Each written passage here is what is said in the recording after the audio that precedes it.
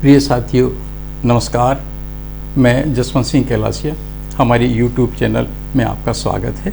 हमारी एक English YouTube channel भी है जिसका नाम है पाराद जर्मिनेट्स द डेमोक्रेसी। हम दीगर सोशल मीडिया प्लेटफॉर्म पर भी उपलब्ध हैं। डिस्क्रिप्शन में जाकर इसकी जानकारी आप प्राप्त कर सकते हैं। हमारा निवेदन है कि कृपया हमारे प्रस्तुतिकरण की गुणवत्ता, क्वालिटी पर ध्यान नहीं देंगे, अपितु जिन विषयों, मुद्दों को हम प्रस्तुत करते हैं उनकी विषय वस्तु की गहराई की तरफ ध्यान देने का कष्ट करेंगे। अगर आपको लगता है कि हमारी चैनल क्रांतिकारी, आधारभूत व मौलिक विचारों को प्रस्तुत कर रही है और आपके ज्ञान में वृद्धि हो रही है, तो कृपया हमारी इस चैनल को सब्सक्राइब, लाइक और शेयर करने का कष्ट करें। सब्सक्राइब करते समय यह भी निवेदन है कि बेल आइकॉन भी दबाने का कष्ट करें ताकि हमारे वीडियोस के नोटिफिकेशंस आपको प्राप्त होते रहें।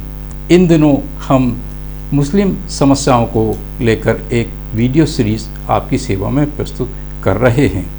इस वीडियो सीरीज़ जिसका कि संबंध मुस्लिमों की समस्याओं है, उसकी पृष्ठभूमि इस प्रकार से है। हम पिछले 40 वर्षों से दलित मुस्लिम एकता भाईचारा में काम कर रहे हैं। हमारे गुरु माननीय वी.टी. राजशेखर जी बेंगलुरु दलित वाइस एवं दलित साहित्य अकादमी का संचालन संपादन करते हैं। वे बहुत बड़े दलित मुस्लिम एकता भाईचारे के हिमायती थे। उनके विषय में गूगल एवं विकिपीडिया में सर्च करके जानकारी प्राप्त की जा सकती है। वी.टी. राजशेखर जी ने सन 1987 में एक 2 दिवसीय राष्ट्रीय दिल्ली में हुई मुस्लिम बुद्धिजीवियों की एक सेमिनार में भाग लिया था। इसमें उन्होंने मुस्लिम समस्याओं के विषय में अपने विचार प्रस्तुत किए। इन्हीं विचारों को उन्होंने दलित वाइस पत्रिका के जनवरी 1988 के अंक में संपादकीय के रूप में प्रकाशित किए थे, अर्थात आज से ठीक 33 वर्ष पूर्व। इस वीडियो सीरीज में आप पाएंगे कि भारत का मुस्लिम समाज आज जिन भीषण समस्याओं से गुजर रहा है उसके विषय में वी.टी. राजशेखर जी ने 40 वर्षों पूर्व से ही मुस्लिम नेतृत्व को चेतावनी देना शुरू कर दिया था और इनसे निजात पाने के लिए अचूक सुझाव भी दिए थे। इस संपादकीय का हमने बहुत मेहनत से हिंदी में अनुवाद किया है। जिन महत्वपूर्ण तथ्यों को उजागर किया गया है वे आपको अन्य कहीं देखने सुनने को नहीं मिलेंगे, अतः ध्यान से सुनने समझने का कष्ट करें। इस श्रृंखला का शीर्षक है एक गंभीर आंतरिक विरोधाभास, खास मुस्लिमों, इलाइट मुस्लिम्स और आम मुस्लिमों, कॉमन मुस्लिम के बीच गहरी खाई। मैं इस श्रृंखला का चौथा वीडियो आपकी सेवा में इस तरह से प्रस्तुत करता हूँ। सभी हिंदू मुस्लिम विरोधी नहीं हैं। ऐसे भी खास मुस्लिम, इलाइट मुस्लिम हैं जो हिंदू मुस्लिम फसादों के कारणों का विश्लेषण करते हैं और निष्कर्ष निकालते हैं कि मुस्लिमों की समस्याएं केवल मुस्लिमों द्वारा ही पैदा की गई हैं, अतः जब वे एक बार आर्थिक रूप से संपन्न हो जाते हैं और शैक्षणिक रूप से आगे बढ़ जाते हैं तो उनकी सारी समस्याएं समाप्त हो जाएंगी। लेकिन वे अंसारी बाग पर हिंदुओं के हमले को भूल गए हैं। अंसारी बाग भिवंडी चेम्बर्स ऑफ कॉमर्स के अध्यक्ष का निवास था। उनके पास अपार धन दौलत, उच्च शिक्षा व पद होने के बावजूद भी वे हिंदू आक्रमण से स्वयं को बचा नहीं पाए। उनकी सिर्फ एक ही गलती थी कि वे मुस्लिम थे। इस तरह की मूर्खता को क्या कहा जाए जो कि हिंदू दिमाग को अभी भी नहीं समझ पाया है, जबकि मुस्लिम समुदाय का सारा वर्ग, मुस्लिम समुदाय का खास वर्ग, इलाइट क्लास इस धरती पर हजारों वर्षों से रह रहा है। या तो खास मुस्लिमों या आम मुस्लिमों या फिर दोनों ही शत्रु का अध्ययन करने में असफल रहे हैं। हम यहाँ आम मुस्लिमों की असफलता को तो समझ सकते हैं, लेकिन क्या हम खास मुस्लिमों की सफलता को सहन कर सकते हैं? हिंदू दिमाग के अध्ययन करने की बात तो छोड़िए, क्या वे कम से कम अपने शत्रु को पहचान पाए हैं? कदापि नहीं। अगर वे अपने शत्रु को पहचान लेते तो क्या वे सारे हिंदुओं का उनकी दुर्दशा के लिए दोष देते? वे अपने शत्रु को नहीं पहचानने के अलावा अपने मित्रों सहयोगियों को भी नहीं पहचान पाए हैं, अपने सहयोगियों को भी नहीं पहचान पाए हैं। इन खास मुस्लिमों के साथ एक समस्या और भी है। वे हिंदुओं को अपनी समस्याओं के लिए दोषी ठहराते हैं, अर्थात वे नहीं जानते कि वास्तव में हिंदू कौन हैं। यहाँ तक कि उनके सारे अध्ययनों, अनुभवों और जहाँ तक कि सारी दिमाग की कसरत के बावजूद भी इस साधारण सी बात को नहीं जानते। वे इस साधारण से तथ्य, फैक्ट को भी नहीं जानते कि अनुसूचित जातियाँ, अनुसूचित जनजातियाँ, पिछड़ी जातियाँ जो कि भारत के मूल निवासी इंडिजिनस पीपुल्स हैं और जनसंख्या का लगभग 40% से भी ज़्यादा का अंश बनाती हैं, हिंदू नहीं हैं। और यही कारण है कि वे मंदिरों और सरकारी नौकरियों में भी प्रवेश नहीं करने दी जाती। इसके प्रमाण में गुजरात का वर्ष 1981 और वर्ष 1985 का जातीय युद्ध है, जो अनुसूचित जातियों के ही विरुद्ध थे, का अध्ययन किया जा सकता है। अछूत हिंदू नहीं हैं। खास मुस्लिमों की एक दूसरी डरा देने वाली समस्या या यूं कहें कि अज्ञानता ये भी है कि वे मुस्लिमों के विरुद्ध होने वाली हिंसा को हिंदू मुस्लिम दंगे की तरह कहकर पुकारते हैं। यह स्पष्ट रूप से दर्शाती है कि हजारों वर्षों से भारत में रहने के बावजूद भी अभी तक ये नहीं जान पाए हैं कि हिंदू कौन हैं। इससे पुनः ये सिद्ध होता है कि खास मुस्लिम सच्चाई से पूरी तरह से पृथक हो गए हैं।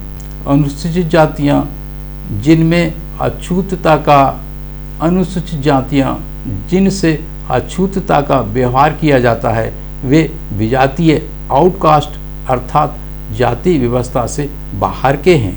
जब दिल्ली की यह सेमिनार जारी थी तो स्थानीय अखबारों के मुख्य पृष्ठ पर एक रिपोर्ट छपी थी कि राजस्थान के नाथद्वारा मंदिर में अछूतों के मंदिर में प्रवेश करने पर उच्च जातियों ने उन पर हिंसा की, यहाँ तक कि एक कांग्रेसी सांसद को पीटा तक गया।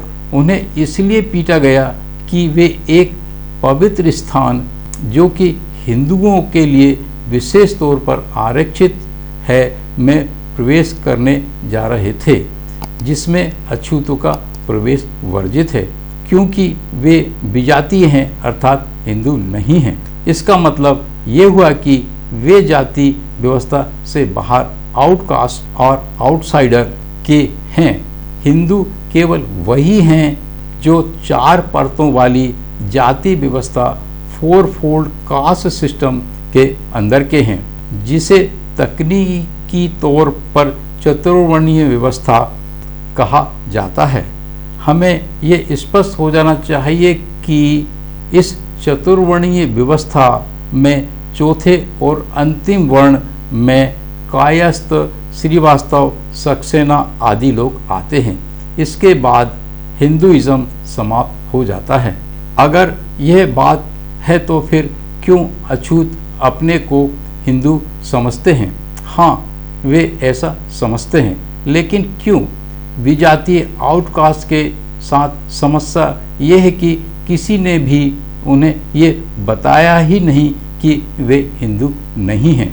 उनके मंदिरों में जाने की ललक उनके भोलेपन की वजह से है, जिससे कि उच्च जातियां उनका शोषण करती हैं। हम उनके भोलेपन या अनभिज्ञता को क्षमा कर सकते हैं, लेकिन हम खास मुस्लिमों की अनभिज्ञता को माफ नहीं कर सकते, क्योंकि वे अछूतों को हिंदुओं के साथ जोड़कर देखते हैं, समझते हैं। अछूत हिंदू नहीं हैं और ना ही वे कभी हिंदू थे, वे मानव हैं। इसी तरह से शेड्यूल्ड ट्राइब्स 10% भी हिंदू नहीं हैं। ये दोनों मानव समूह भारत की जनसंख्या का 30% अंश बनाते हैं। पिछड़ी जातियां बैकवर्ड कास्ट भी हिंदू नहीं हैं। पिछड़ी जातियां जैसे कि यादव और ऐसी ही दीगर सेवा देने वाली जातियां जैसे कि बारबर, मछुआरे, बुनकर इत्यादि भी भारत सरकार के मंडल कमीशन ने भारत की कुल जनसंख्या में से 40% अंश को पिछड़ा वर्गों के रूप में पहचान की गई है। और ये पिछड़ी जातियां ना तो शूद्र हैं और ना ही हिंदू, क्योंकि सारे भारत में पिछड़ी जातियों से भी अछूतों की तरह व्यवहार किया जाता है। कम से कम अनुसूचित जातियों, अनुसूचित जनजातियों को संविधान के तहत आरक्षण की व्यवस्था की गई है, लेकिन ये बात अलग है कि इनको लागू नहीं किया गया है। लेकिन पिछड़ा वर्गों को आरक्षण भी नहीं दिया गया है। इस सीमा तक उच्च जातियां पिछड़ी जातियों से नफरत करती हैं। लेकिन भारत की पिछड़ी जातियों की इस 40% जनसंख्या को शिक्षित और खास मुस्लिम, इलाइट मुस्लिम इन्हें हिंदुओं में ही शामिल करते हैं और हिंदू समझते हैं, हिंदू की तरह देखते हैं। पिछड़ी जातियों के नेता जैसे कि महात्मा फूले, पेरियर, ईवी रामास्वामी, नारायण गुरु, कर्पूरी ठाकुर, चौधरी ब्रह्म प्रकाश, चंद्रजीत यादव, वीरामणि, इन सभी ने रिकॉर्ड पर और दस्तावेजी तौर पर कहा है कि सभी हिंदुइज्म के शिकार रहे हैं। इस प्रकार इन तीनों जन समूहों 20% अनुसूचित जाति, धन 10% अनुसूचित जनजाति एवं 40% पिछड़ी जातियों का योग 70% होता है। भारत की लगभग 70% कथित हिंदू जन समुदाय वास्तव में हिंदू है ही नहीं। ऐतिहासिक एवं सामाजिक विज्ञान की दृष्टि से हमारा यह दावा सही साबित होता है और आज तक किसी ने भी इन तथ्यों पर कोई प्रश्न नहीं किया है। इसमें धार्मिक अल्पसंख्यकों जैसे कि मुस्लिम 15%, ईसाई 2.5% और सिख 2%, जिनका योग 18.5% होता है, को और जोड़ दिया जाए। इसके अलावा पारसी और बौद्धों को भी शामिल कर लिया जाए तो हम यह कह सकते हैं कि ये सब धार्मिक अल्पसंख्यक 20% हो जाएंगे, अर्थात 70-20%, लगभग 90% भारत की जनसंख्या सम हिंदू धर्म के पवित्र धर्मों में दी गई परिभाषा के अनुसार हिंदू नहीं हैं। केवल लगभग 10% ही ब्राह्मण, क्षत्रिय, वैश्य और शूद्र अर्थात कायस्थ, श्रीवास्तव, सक्सेना, संपन्न व सज्जन लोग हिंदू में शामिल हैं। ये सब कड़वी सच्चाइयाँ हैं और हमारे इन सब तथ्यों को किसी ने चुनौती नहीं दी है, लेकिन हमारे खास मुस्लिमों ने हर जाति वर्ग को हिंदू कहकर पुकारा और इस प्रकार वे खास तौर पर आम मुस्लिमों को भ्रमित करते हैं और आम तौर पर उच्च जातियों की आम जनता को भी भ्रमित करते हैं और आम तौर पर गैर उच्च जातियों की आम जनता को भी भ्रमित करते हैं। अतः इन सब विषयों और मुद्दों पर नए सिरे से सोचने समझने की नितांत आवश्यकता है। और निस्संदेह ही मुस्लिमों को भी इस बात से अवगत कराने की आवश्यकता है कि वास्तव में हिंदू कौन है। प्रिय साथियों, इस प्रकार हमारा मुस्लिम समस्याओं को लेकर के ये चौथा एपिसोड यहाँ समाप्त होता है। हमारे साथ बने रहने और पूरा वीडियो देखने के लिए बहुत बहुत धन्यवाद। नमस्कार।